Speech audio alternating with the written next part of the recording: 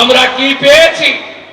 11তে এসে টাটাকে তাড়িয়েছে, 16তে এসে চাকরি বিক্রি করেছে, আর এবারে যদি আসতে পারে মুর্শিদাবাদের ধুলিয়ানের মতো হিন্দুদের পলায়ন হতে বাধ্য হবে।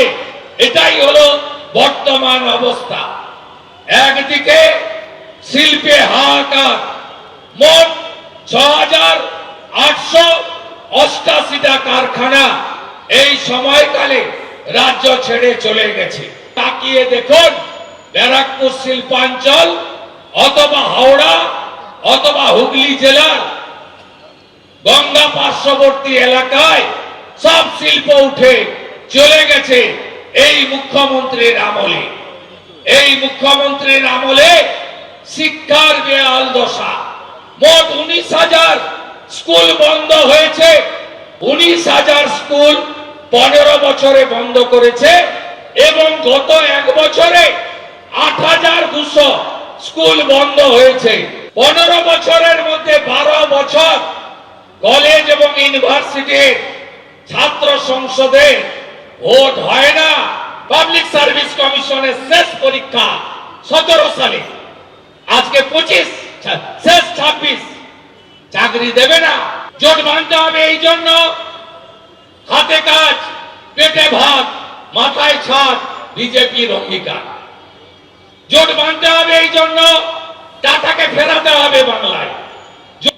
আপনারা শুনলেন, তৃণমূলকে ক্ষমতাচ্যুত করার ডাক দিয়ে হুঙ্কার দিয়েছেন শুভেন্দু অধিকারী। তিনি বলছেন যে টাটাকে ফেরাতে সবাইকে জোট বাঁধতে হবে। পাল্টা জবাব দিয়েছেন তৃণমূল মুখপাত্র অরূপ চক্রবর্তী।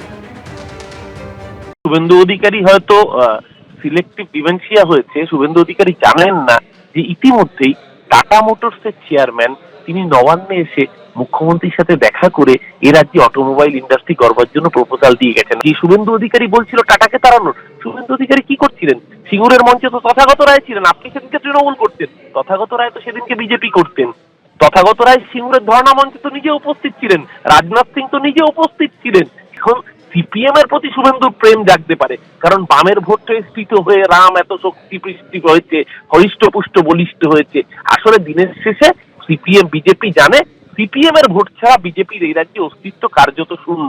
তাই শেষ বেলায় এখন ভোটের আগে যাতে সিপিএম এর মাথায় তেল দিয়ে যাতে বামের ভোটটা রামের বাক্সে আসে, সেই দিকে থাকার মরিয়া প্রয়াস, তাতে চিড়ে ভিজবে না। অন্যদিকে জলপাইগুড়িতে টাটা মোটরসের শোরুমে তাণ্ডবের ঘটনায় এখনো অধরা অভিযুক্তরা। জেলা শাসকের কাছে টাটা লক্স অটোমোবাইল প্রাইভেট লিমিটেডের নামে শোরুমের কর্ণধার শোরুমের জায়গা দখলের চেষ্টা বাধা দিলে হামলা হয়, ভাঙচুর চালানো হয়, এমনটাই অভিযোগ। শোরুমের কর্ণধারকে শিলিগুড়ির কমিশনারেটে যেতে বললেন ডিএম, এমনটাই সূত্র মারফত খবর। পাল্টা শোরুম কর্ণধারের বিরুদ্ধেই জমি দখলের অভিযোগ করেছে হামলাকারীরা। হামলাকারীদের সঙ্গে শাসক দলের যোগাযোগ রয়েছে, এমনটাই অভিযোগ করেছেন শোরুমের কর্ণধার। রাজগঞ্জ বিধানসভা কেন্দ্রে এই টাটা লক্স প্রাইভেট কোম্পানি লিমিটেডে গত শনিবার এখানে কিন্তু তাণ্ডব ঘটে। যে অভিযোগ উঠেছে যে এই যে শোরুমটি রয়েছে এর ঠিক ডান দিকে একটি 10 কাঠা জমি রয়েছে, সেই জমিকে বিবাদকে কেন্দ্র করে কিন্তু উত্তপ্ত হয়ে ওঠে এলাকা। গত শনিবার যারা অভিযোগ করছে কর্তৃপক্ষ যে কিছু সমাজবিরোধী তারা কিন্তু এই যে পাশে যে 10 কাঠা জমি রয়েছে সেই জমি হড়প করার চেষ্টা করছে, সেই নিয়ে কিন্তু বিবাদ বাধে। গত শনিবার যখন তারা এই জমিতে কনস্ট্রাকশনে কাজ শুরু করেছিল তখন কিন্তু মালিকপক্ষ বাধা দেয়। ঠিক সেই সময় কিন্তু মালিকপক্ষকে মারধর করার চেষ্টা করে এবং তাদের দুটো গাড়ি ভাঙচুর করা হয়। ঠিক আমার ডান দিকে যে এই শোরুমে ঢোকার যে মূল গেট, সেই গেটে তারা তালা মেরে দিয়েছিল। পরবর্তীকালে ভোরের আলো থানার পুলিশ এসে এই গেটের তালা খুলে দেয়। এই পরিস্থিতিতে অভিযোগ পাল্টা অভিযোগ হয়েছে, দুই পক্ষই অভিযোগ জমা পড়েছে থানাতে এবং এখন পর্যন্ত কিন্তু গ্রেপ্তারের সংখ্যা 0। এবং আজকে বাধ্য হয়ে এখানকার যে কর্ণধার রয়েছে বিশাল আগরওয়াল, তিনি কিন্তু আজকে জেলা শাসকের সঙ্গে দেখা করেন। 1 ঘন্টা তাদের মধ্যে বৈঠক হয় এবং জেলা শাসক কমিশনারের সাথে কথা বলেন। কমিশনারের তরফ থেকে জানানো হয়েছে আগামীকাল এই বিশাল আগরওয়ালকে কমিশনারে দেখা করতে হবে। বিশাল আগরওয়াল যেটা বলছেন, একবার তিনি মুখ্যমন্ত্রীকে জানিয়েছিলেন, কোনো রকম সদুত্তর পাননি, ফের কিন্তু তিনি মুখ্যমন্ত্রীর দ্বারস্থ হচ্ছেন। যদি মুখ্যমন্ত্রীর তরফ থেকে কোনো রকম সুরাহা না মেলে তাহলে রাজগঞ্জ ব্লকে যে কটি ব্যবসায়ীদের রয়েছে সমস্ত ব্যবসা বন্ধ করে তারা কিন্তু এখান থেকে ভিন রাজ্যে চলে যাবে, এমনটাই কিন্তু জানাচ্ছেন বিশাল আগরওয়াল এই ফার্মের কর্ণধার। ক্যামেরায় রাজদীপ মন্ডল, রাজা চট্টোপাধ্যায়, এবিপি আনন্দ, জলপাইগুড়ি।